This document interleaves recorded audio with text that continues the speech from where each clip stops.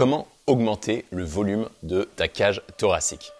Si tu poses cette question-là à un coach sportif, il y a de très fortes chances qu'il te réponde d'aller à la salle, de pousser de la fonte et de gonfler du muscle. Sauf que ça, non seulement ça te prend de l'énergie, beaucoup de temps, mais en plus le résultat n'est pas garanti. Il y a deux façons d'avoir un torse plus gros. Le premier, c'est d'essayer de l'étoffer en rajoutant du muscle et de gonfler tes pectoraux. Le deuxième, c'est de gonfler de l'intérieur en augmentant la capacité de ta cage respiratoire. La première option reste temporaire et la deuxième peut te suivre pour la vie.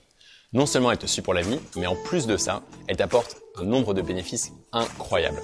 Il s'agit là d'augmenter la taille de tes poumons. C'est une technique qui est employée par tous les plongeurs d'apnée professionnels. Et elle te permet à toi comme à moi de pouvoir augmenter la taille de tes poumons d'au moins 30% pour mener une vie plus longue, plus fonctionnelle et plus prospère.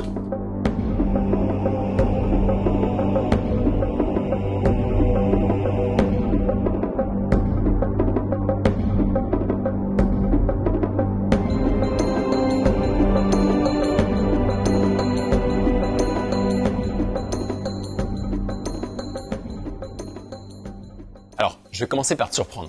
Quel est le facteur numéro 1 de l'espérance de vie? Ça, c'est une question qui a été posée par des chercheurs de la Framingham Study, qui est un long programme de recherche qui a été mené sur plus de 70 ans autour des pathologies cardiaques. Et dans ce programme de recherche, ils ont essayé pendant plus de 20 ans de recueillir des données sur plus de 5200 sujets. Et ils ont découvert, entre autres, que le facteur principal d'une longue expérience de vie, c'est ni le bagage génétique, c'est ni l'alimentation, c'est même pas le temps d'exercice quotidien. Le facteur numéro 1 d'espérance de vie, c'est la capacité pulmonaire. Plus les patients ont des petits poumons et plus vite ils tombent malades et mourraient, toutes pathologies confondues. Salut, moi c'est Pierre de Renaissance et sur cette chaîne, on s'intéresse à te donner des outils de compréhension, mais aussi des exercices pour augmenter la puissance de ton corps, de ton cœur et de ton esprit, pour que tu sois un individu souverain et capable de relever les défis complexes de notre monde moderne. Alors si tu l'as pas déjà fait, tu peux cliquer sur t'abonner et aussi sur la cloche pour être notifié à chaque fois que je sors une nouvelle vidéo sur comment être plus relié à soi et au monde. Alors comme tu le vois, augmenter le volume de tes poumons, ça a des bénéfices clairs en termes de santé. Mais pas que. Une plus grosse capacité respiratoire, ça t'aide dans des exercices physiques à avoir plus d'endurance et être essoufflé bien moins rapidement, mais aussi face au stress. Ça t'aide à mieux gérer ton stress plus efficacement.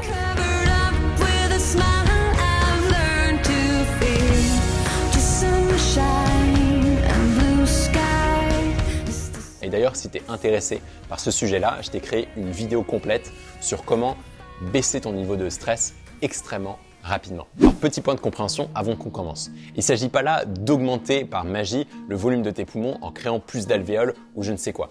Non.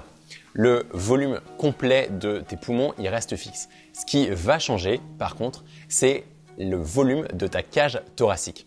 Parce que nos poumons, ils sont légèrement comprimés à l'intérieur de notre cage thoracique. Et donc, augmenter l'espace dans ta cage thoracique, ça va faire que les poumons vont pouvoir se déployer bien mieux et pouvoir avoir bien plus d'espace pour fonctionner correctement. Comment est-ce qu'on va faire? Eh bien, c'est très simple. On va dilater ta cage thoracique de l'intérieur. Et pour ça, on va prendre une profonde inspiration. Et je vais t'apprendre comment inspirer profondément dans cette vidéo. Peu de gens savent comment faire réellement. Alors, si tu regardes cette vidéo, il y a de très fortes chances que ton volume moyen à l'intérieur de tes poumons, il soit à peu près autour de 5 litres. Certains plongeurs en apnée arrivent à étendre leur capacité pulmonaire à plus de 7 litres, 8 litres, voire même peut-être 10 litres pour certains. Alors, gros avertissement. Parce que quand tu prends une profonde inspiration, comme je vais te montrer, et que tu bouges ta cage thoracique, la pression qui est exercée sur ton cœur est énorme. Et elle va faire accélérer ton rythme cardiaque. Et il y a des risques que tu tombes dans les pommes. Donc, ne fais surtout pas ça quand tu es proche de l'eau ou quand tu es dans ta voiture ou quand tu es dans tout environnement qui pourrait être dangereux pour toi. Et surtout, ne fais pas ça si tu as des problèmes cardiovasculaires. Seulement si tu es en bonne santé et seulement si tu sens que tu es en capacité de pouvoir faire ce genre d'exercice. Tu es responsable de toi-même. Cette vidéo n'est juste donnée qu'à titre informatif. Cette pratique a de nombreux bénéfices. Comme tu l'as vu, le premier, c'est d'élargir ta cage thoracique.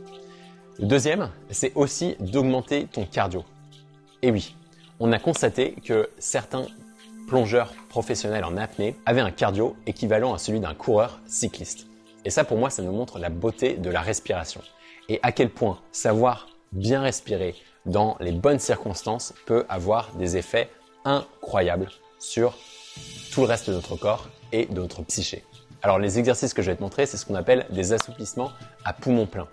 Et moi personnellement, je vois que à chaque fois que je pratique ça, avant de faire une session de plongée ou de retenir ma respiration en apnée, ça m'aide drastiquement parce que j'ai l'impression d'avoir plus de place au niveau de ma cage thoracique.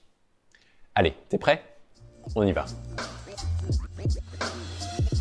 Ok, là c'est le petit matin, il n'y a personne qui est levé à la maison et je me dirige vers le doc de yoga pour te montrer les fameux exercices de respiration. Mais juste avant, j'aimerais que tu m'écrives en commentaire quel est ton sport préféré ou tes sports préférés et en quoi avoir un meilleur cardio, ça va t'aider. Moi depuis toujours ça a été la natation et avec ça tous les sports d'eau.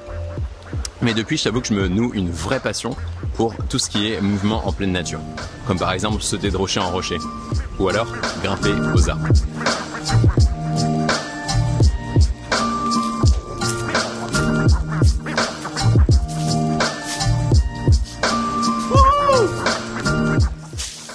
Allez, c'est parti, on va passer aux exos.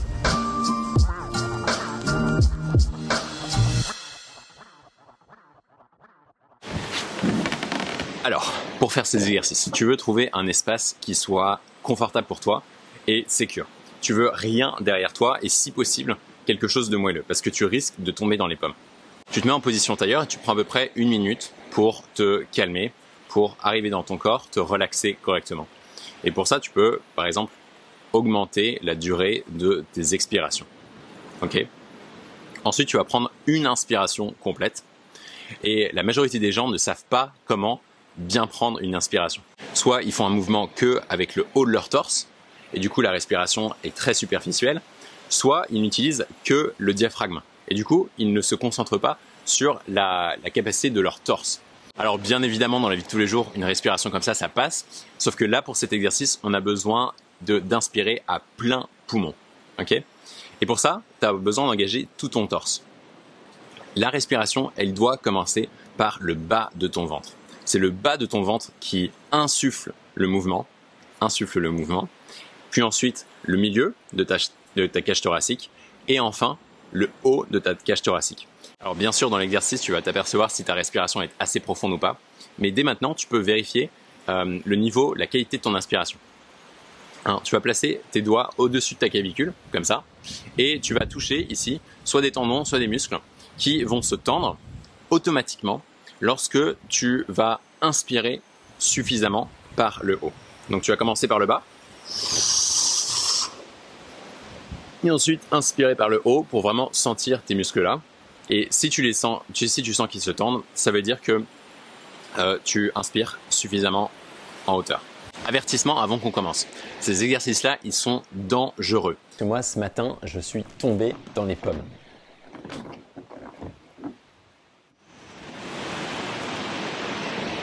Wow. Oh putain. Je viens de m'évanouir. Je ne suis pas ton médecin, juste quelqu'un passionné des exercices de respiration et de connexion à son corps. Si tu les fais, tu es responsable de ton propre corps. Donc tu vas prendre ta première profonde inspiration et ensuite très lentement, tu vas amener tes bras au-dessus de ta tête. Alors attention, j'insiste sur la lenteur parce que en faisant ça, en prenant une profonde inspiration, ta cage thoracique est extrêmement contractée et les tissus musculaires sont très fragiles. Tu veux pas les arracher et tu tiens comme ça entre 20 et 30 secondes pour que ta cage thoracique ait suffisamment de temps pour s'assouplir. Puis ensuite tu expires, tu reviens en position normale, tu peux reprendre ton souffle 3 à 5 respirations et tu vas inspirer de nouveau pour changer de position. Cette fois-ci, tu vas faire une légère torsion de ta colonne vertébrale en tournant vers la droite. Et pour ça, tu vas t'aider de ta main gauche qui va venir se poser sur ton genou droit pour venir étendre encore plus la cage thoracique. Une fois que tu as fini, expiration, tu reviens dans ton centre, quelques respirations pour te relaxer, pour te détendre. Puis tu repars, cette fois-ci vers la gauche. Posture suivante. Cette fois-ci, ton buste reste de face, mais ton tronc va se courber légèrement vers le sol. Tu vas former un arc avec tes bras et ton coude le plus bas va toucher le sol pour t'aider à créer un point de support. Tiens 20 à 30 secondes, puis tu expires, tu reviens à ton centre et tu fais la même chose de l'autre côté.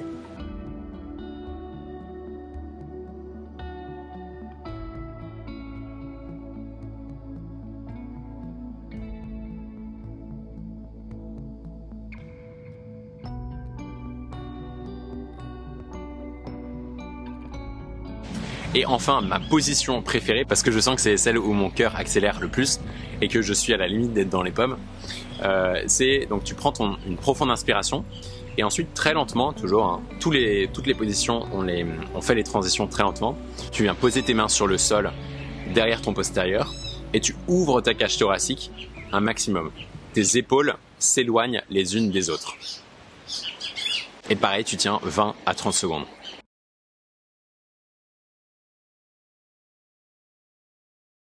Alors tu l'as compris, augmenter le volume de tes poumons, c'est non seulement possible, mais aussi fortement souhaitable. Et ce que j'aimerais que tu retiennes dans cette vidéo, c'est à quel point notre respiration est au centre de notre existence, au centre de notre fonctionnement. Et de se réapproprier notre respiration, c'est aussi un moyen de se réapproprier notre corps et de se réapproprier notre existence dans un sens plus large, pour être plus complet, pour mener une vie plus abondante, plus riche, plus dynamique. Et si ça fait partie de ton projet de vie, que tu es un homme et que tu habites sur le territoire européen, j'ai peut-être quelque chose pour toi. Parce que en rentrant en France, je vais réorganiser les retraites d'hommes que j'ai fait l'année dernière. C'est une retraite pour te permettre de rentrer plus au contact à la puissance de ton corps, de ton cœur et de ton esprit. On y travaille entre autres la gestion de nos émotions, nos vulnérabilités, notre connexion à soi, aux autres et à la nature, pour être quelqu'un plus relié, plus présent et plus aimant. Si tu es intéressé, tu cliques le lien en description. Mais pour l'heure, je te souhaite de choisir la vie et de continuer à écouter tes inspirations et tes expirations et de devenir une inspiration à ton tour. Salut, si tu es nouveau sur cette chaîne, je te souhaite la bienvenue. Ici, on a à cœur d'explorer des sujets qui nous font grandir personnellement et collectivement. Parce qu'on sait que les défis auxquels notre monde sont confrontés ont besoin d'une évolution qui soit à notre échelle et à l'échelle du collectif. Dans cette série de vidéos, je te présente toute une série de clés de compréhension, des fondamentaux à la pratique pour mener une vie équilibrée et connectée. Alors si tu ne l'as pas déjà fait, tu peux cliquer sur la cloche, t'inscrire et m'écrire en commentaire quel impact cette vidéo a eu sur toi.